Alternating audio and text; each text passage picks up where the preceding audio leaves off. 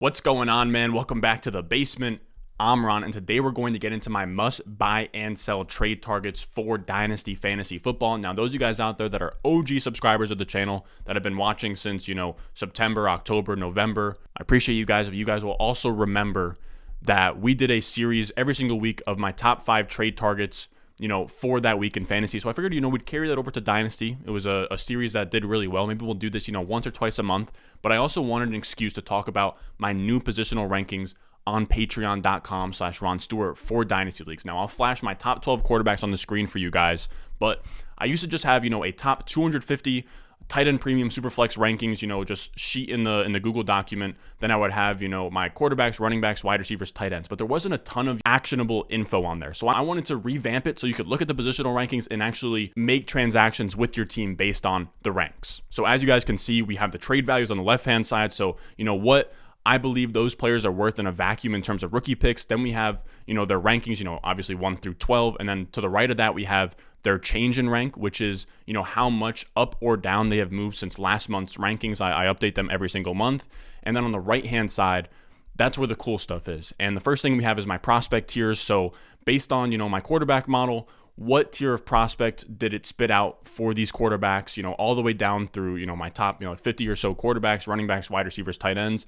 Then it has the archetype. So for quarterbacks specifically, were they a running quarterback in college? As you can see, you have Konami code, mobile. The guys who aren't shown in the top 12, you also have statue. So it kind of gives a designation for how often those quarterbacks run.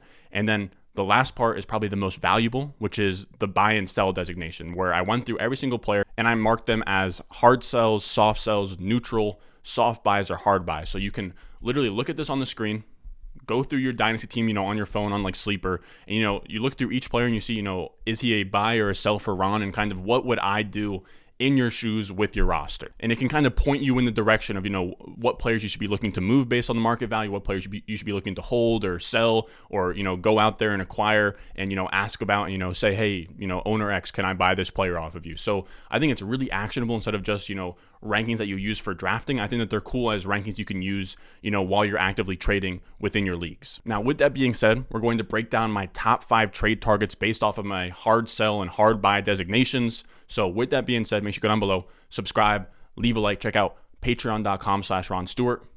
Let's go. Thirsty, trying to choose. I know I'm pretty cool. My nitty bag. I got to be honest with you guys, this first one is personal. And we're going to talk about our buys and then our sells. My first buy, a screaming buy, Michael Thomas. I couldn't be more positive that his trade value right now is just straight up wrong. Like, it is inefficient. It doesn't reflect who Michael Thomas is. Right now on Keep Trade Cut, which is a crowdsourced ADP website, has him as the 907 as the wide receiver 43. In the same range as guys like Allen Robinson and Kadarius Toney, even like Christian Kirks of the world. Michael Thomas, he has not been the best recently, but he has not fallen from grace that bad. I personally still have him as my wide receiver 24 as the 605 in my rankings. It is the biggest discrepancy of any of the players we're about to talk about. Now, as we talk about Michael Thomas, the dynasty asset, let's define, what kind of asset is he? You're not trading for Michael Thomas for him to accrue value for your team. He is now past that age apex at this point at 29 years old. He is a league-winning type asset. You are getting a guy at wide receiver who has upside to score 20 plus points per game in fantasy. He benefits your team through scoring points, right? A lot of them. Every season that Michael Thomas has ever played 10 or more games in, he's never finished outside of the top 7 wide receivers in points per game. That's an insane stat. And then every season that he stepped foot on the field, he has demanded targets. We want wide receivers that demand targets. Now, I know in his last season that he played, he didn't play in 2021. In 2020, he only played like 7 games, only averaged 12 points per game. Remember, he was playing through an injury at that point. The wild part is that he still had a 20% target share in that season. He was still demanding targets, doing what he does best. He has never fallen under a 28% target share since his rookie season. And that 28% target share that he demanded, on a bum leg in 2020, with like 2 or 3 different quarterbacks, would have been 6th last year in target share. We are yet to see a Michael Thomas on the field that hasn't commanded targets. And as you guys know, demanding targets is massive. This is a real skill for players to have because demanding targets is at the root of everything. You want volume, you're shooting for target share, and then you pray for efficiency. And I know he hasn't been available as of recently, but again, every time he's been on the field, he's demanded targets. He now has an entire season to heal, right? He had an entire offseason to heal. He had an entire season that he didn't even play in to heal, and he just turned 29. He is the same age as Mike Evans, DeAndre Hopkins, and Keenan Allen. There's no reason that they should all be in, the wide receiver 24 to wide receiver 30 range, and Michael Thomas should be wide receiver 43. Those players all have the same concerns as Michael Thomas as, 29-year-old wide receivers that could just fall off the age cliff like we saw with Julio Jones last year. And I don't want to hear about the narrative that, he doesn't have Drew Brees anymore. He was only good because he was, slant boy with Drew Brees that would throw to him underneath. Michael Thomas has played in 70 career games. He has played in 10 of them without Drew Brees. He averages more points per game, like by a little bit, but he averages 18.74 points per game without him, 18.5 points per game with him. He is on the field in terms of commanding targets, putting up fantasy points. He is the same guy with and without Drew Brees. Now he gets Jameis Winston this year for hopefully a full season, and that doesn't mean that Jameis Winston is going to be this really efficient producer, but if there's anything about Jameis Winston we know is that he's going to throw the ball a ton, he's going to make mistakes, but he's also going to supply fantasy points. He supported 2 top 5 wide receivers in 2019 in Chris Godwin and Mike Evans. The idea that he can't support Michael Thomas on a fringe, wide receiver 1 season this year doesn't make any sense to me. I think it's well within the range of outcomes. For that reason, I don't really understand, the pessimism. I'm not saying he's a top 12 dynasty wide receiver that, is this young ascending type guy, but as a contender, you need to be making moves for Michael Thomas. He gives you the same, in terms of scoring points for your team, he gives you the same upside as Mike Evans, DeAndre Hopkins, Keenan Allen, guys who are valued rounds ahead of him. So if I could go out there and turn, a mid-first rounder, which I don't love at this point, 107 through like 109 after the big 5 of, whatever order you want to do of, Burks, London, Wilson, Breece Hall, and Malik Willis. After that tier is gone in your draft, there's a really big tier gap to that next spot. So if I could turn, a 108 into Michael Thomas in an early second, like Michael Thomas in a 203, I'd be doing that all day. And I'd also be interested in going, if you want to tier down from Devontae Adams, Tyreek Hill, Cooper Kupp into Michael Thomas, I think that makes a lot of sense as well. And I like this trade. I pulled up Keep Trade Cut, and apparently you can do Kupp and Allen Lazard, a nice, roster clogging wide receiver, and you can turn that into Michael Thomas and the 102 of either Breece Hall or Malik Willis. So you can kind of arbitrage the production from Cooper Kupp with Michael Thomas, hope that he gives you, a fringe wide receiver 1 season. And then you can also transfer the value on your roster of Cooper Kupp, who's a declining asset, and put that stock into Breece Hall, Malik Willis, young guys on the, upward swing. So I think something like that where you can kind of, hop off, that sinking ship of Cooper Kupp, Tyreek Hill, or Devontae Adams and kind of get into Michael Thomas and a young appreciating asset, I think that makes a lot of sense.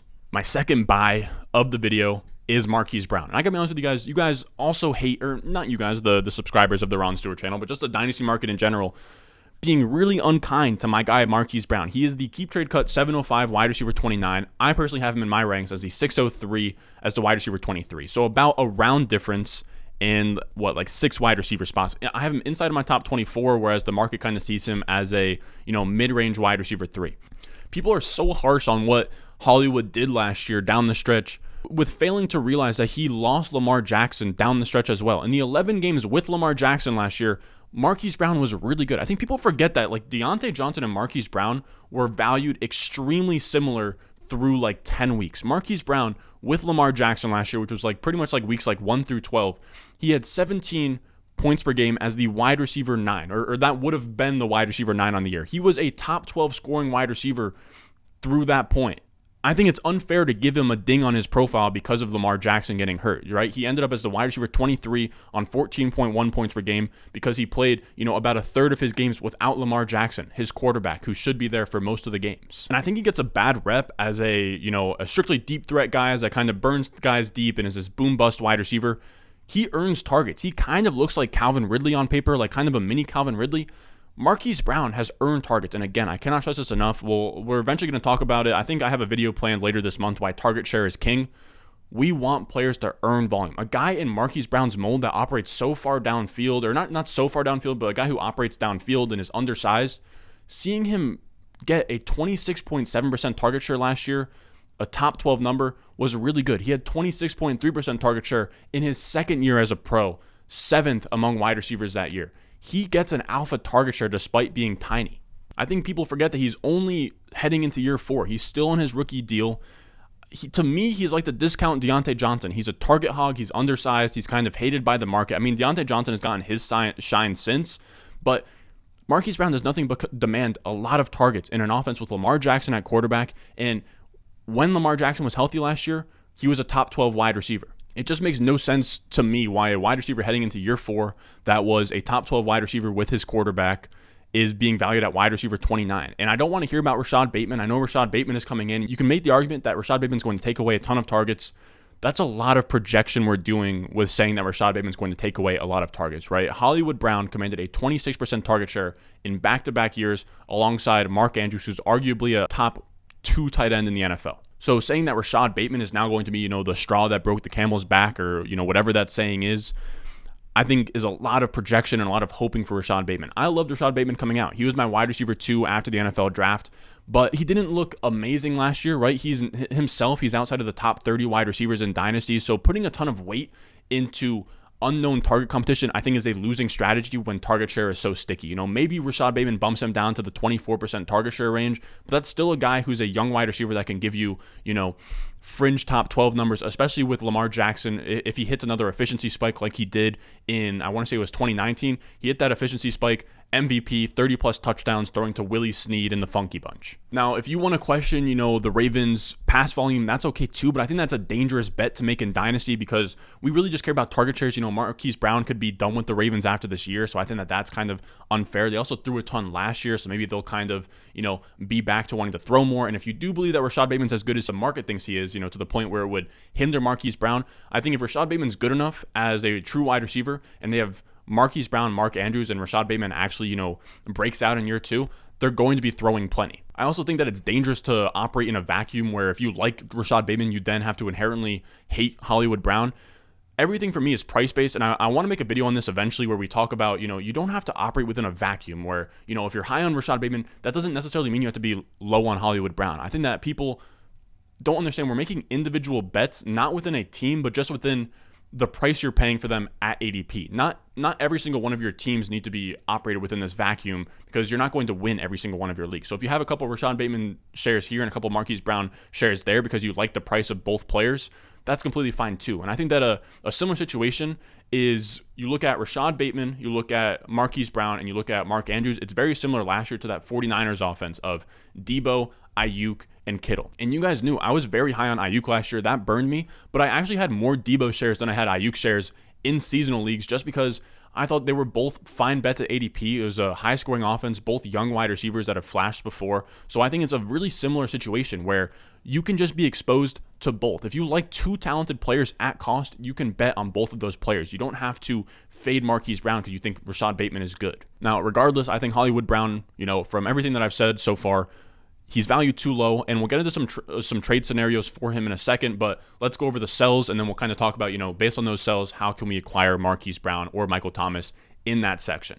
My first sell is Derek Carr, and it's kind of weird how much he's been steamed up keep trade cut at this point. I have him written down as quarterback 19, but I want to say that he was actually quarterback 18. But he is going right now on keep trade cut. He's the 601 as the quarterback 18, and he got steamed up keep trade cut because of the Davante Adams trade.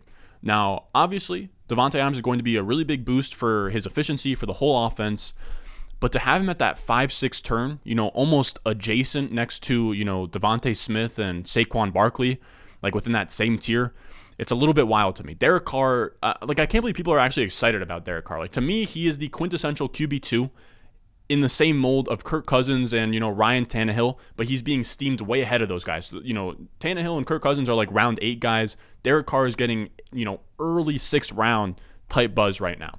Here's kind of the bottom line. Derek Carr has played 8 seasons in the NFL. He's never once finished as a top 12 quarterback in points per game, and he's only cracked 30 touchdowns once in his second season. And it's not like he's a Konami code guy either, that where his rushing, upside kind of offset that, like with a Tannehill. His career high rushing yards is 140. So you're betting on a monster efficiency season from Derek Carr, which we've never seen before. And with a guy like Derek Carr, I'm operating within, a 1 year window. I know that it's Dynasty, so we're projecting outwards. Derek Carr, a veteran quarterback, you really only care about the near-term production from Derek Carr, especially with Davante Adams, who's like 29 now. It's a very win now window when it comes to Derek Carr. And what it boils down to me is I don't think that I don't think Davante Adams going to the Raiders and being with Derek Carr is enough to elevate Derek Carr into, difference-making QB1 type production for your dynasty team. So I don't think it's in your best interest to, invest in that, right? And I think a really good way to show that Davante Adams doesn't elevate him as much as the market thinks is look at Mike Clay's projections. He just dropped them for 2022 on ESPN. Really nice, unbiased source of kind of what does he think Derek Carr will do in 2022. And he is Derek Carr at just over 4,000 yards, at 4,113 yards, 28 touchdowns, 12 interceptions as quarterback 15. And that's with Davante Adams and Darren Waller both finishing as top 5 scorers in his projection. So the math just doesn't really add up in a way where, Derek Carr is giving you, crazy production. It's not like, you need him to have 35, 40 touchdowns for him to really give you, difference-making production at his cost in Dynasty for you not want to, tear down to cheaper quarterbacks in Dynasty, like a Tom Brady or a Kirk Cousins or a Tannehill, right? When we look at Derek Carr, you might say, but Ron, quarterback 15 is not that bad. It's only 3 spots outside of the top 12. The problem is that cheaper quarterbacks in Dynasty, the guys I just reference. We have Brady, who's the quarterback 5 in his projections. We have Kirk, who is the quarterback 14, 1 spot ahead of Derek Carr. You can get rounds later. You have Tannehill, who's QB 18, so 3 spots behind, but scoring literally just 4 points less in the projections than Derek Carr. I don't think it makes a ton of sense to pay up for Derek Carr when you have those options later on. And he even has guys scoring, 2 points less on the season than Derek Carr in Marcus Mariota and Jameis Winston.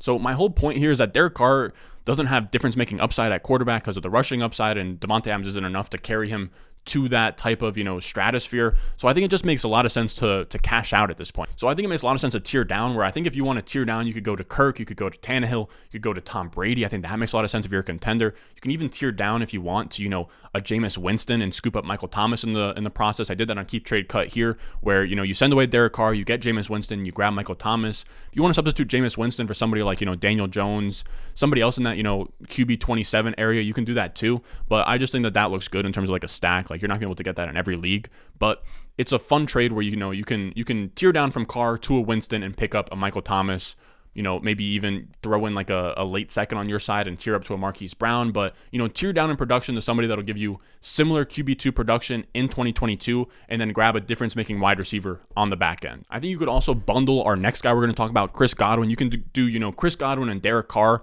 and maybe a second, and you can go out there and buy somebody like a Deshaun, Chris Godwin, Derek Carr, and a second, and go out there buy Deshaun, a Lamar, a Kyler Murray. Maybe that second has to be early. Maybe it has to be the 112, 111. But I'd be interested in doing something like that where you take Carr, Godwin, and, a second and going up there, tearing up into a really nice quarterback. Now, you guys might be thinking, why am I picking on Chris Godwin? Why is Chris Godwin labeled as a sell for me?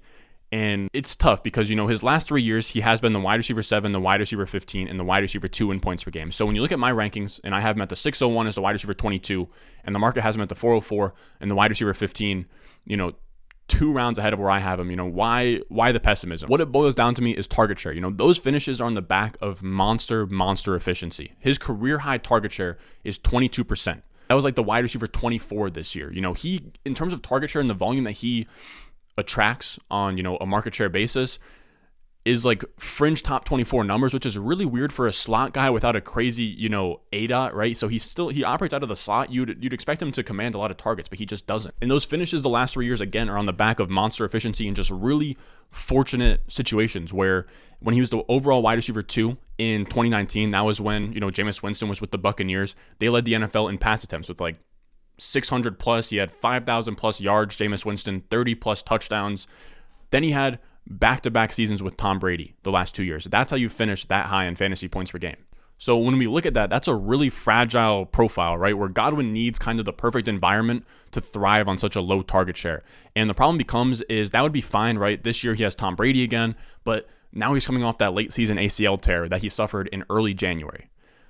I doubt he's ready for week 1. He probably misses the first, 4 or 5 weeks. He comes back, takes time for him to get ramped up. Then at what point are you actually ever getting, a wide receiver 1 season in points per game from Godwin? I almost doubt, after seeing what we saw with Sutton and Saquon Barkley and a lot of these guys coming off of ACL injuries, that first year, especially with late ACL injuries, that first year is kind of a lost season for a lot of these guys. So now you have a 26-year-old wide receiver that is a win-now type asset, but only has wide receiver 1 potential in a certain situation with Tom Brady as his quarterback.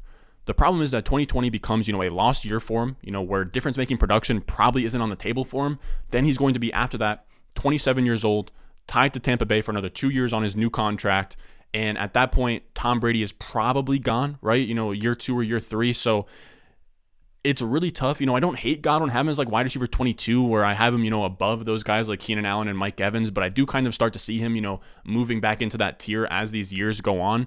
And he's wide receiver 15. I think he was as high as like wide receiver 13 when I was looking at him on Keep Trade Cut. If you can get out from under him at those prices, I don't see why not. You can turn Godwin into an early first. I would do that. If I could turn Godwin into Treylon Burks, Drake London, Garrett Wilson, I would do that all day long. If you could get, apparently on Keep Trade Cut, you can get Devontae Smith, plus like maybe like a throw in, and you can get out of Godwin that way. Don't mind that at all. And if you want to tier down, from Godwin into Michael Thomas or Hollywood Brown, plus like a second or something, or plus a late first, I'd be into that as well. Now, the last player we're going to talk about is Michael Carter. He is the 710 on Keep Trade Cut as the RB24. For me personally, I have him as my 1007 as the RB32. And him being a top 24 running back in Dynasty is just wild to me. Now, I don't want to pull, the as a Jets fan thing here, but it is just a little bit wild to me that all people like this Jets running back. Like, by the market as RB24 for a guy who was a 4th rounder last year in terms of like the NFL draft capital, it seems like the market is really confident in him. He's heading into his 2nd year at this point, so his prospect profile is still relevant. And the thing is that he wasn't a good prospect in terms of my model. He was a day 3 draft pick, which is bad. He wasn't super productive because he had Javonte Williams there. He wasn't athletic. He's kind of just this jag type, average pass catching running back, kind of in the mold of, a Nyheim Hines, a Tariq Cohen, just anybody like that. Like, he doesn't really have a real path, in my opinion, to having like an RB1 season. He's a bronze prospect in my database, and these players have a 7% chance of hitting a top 12 running back season during their career. And these are his comps based off of year 1 production, and they're really bad. I think Roy Helu makes a lot of sense for him. A guy,